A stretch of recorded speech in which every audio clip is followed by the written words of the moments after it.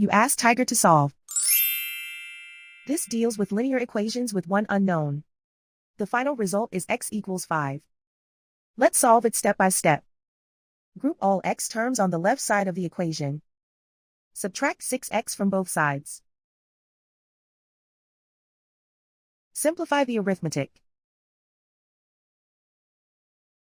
Group like terms.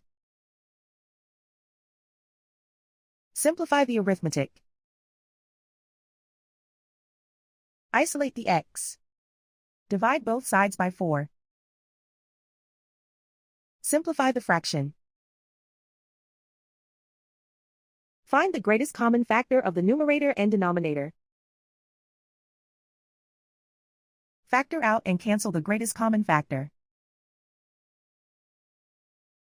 And so the final result is x equals 5.